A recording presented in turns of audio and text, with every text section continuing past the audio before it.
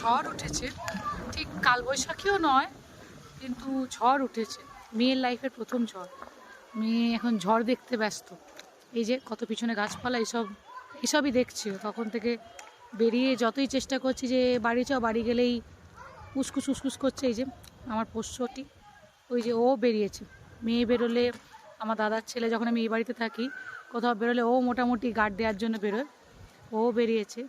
মেয়ে বেশ একটু ওয়েদারটা নরম নরম, তাই মেয়ে একটা হেডব্যান্ড পরিয়ে রেখেছি যাতে ঠান্ডা না লাগে। আপাতত ঝড় উঠেছে। কিরে, ঝড় দেখছো? ও এখন ঝড় দেখতে ব্যস্ত। গাছের পাতা নড়ছে। আমি প্রতিদিন এমনিতেও বেরোই, গাছের নড়লে আমি বলি যে গাছ নড়ছে, গাছ নড়ছে দেখানোর জন্য।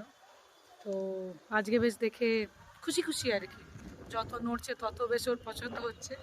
একটা গায়ে স্টোল চাপা দিয়েছি যাতে ঠান্ডা না লেগে যায়।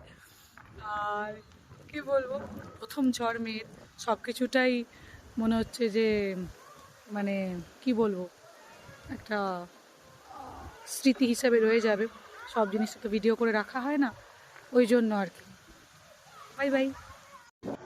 ওই যে পুরো অন্ধকার হয়ে এসছে। এবার না ঘরে ঢুকলেই নয়, বিদ্যুৎ চমকাচ্ছে। কি করা যায়?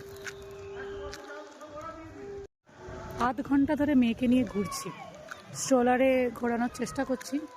তো ঘুরবে না, কোলেতেই ঘুরবে। আর যতবার ঘরে নিয়ে যাচ্ছি ততবার ঘরেতে গিয়ে ছিচকা দনেগিরি শুরু করে দিচ্ছি, করতে শুরু করে দিয়েছে। তো এইবারটা লাস্ট রাউন্ড ঘুরতে বেরিয়েছি। মেঘ গুড় গুড় করছে। যাই তো, বাড়ি যাবে তো? ঠিক আছে, দেখা যাক। মেয়ের লাইফের প্রথম ঝড়, সবটাই থাক ভিডিও করা।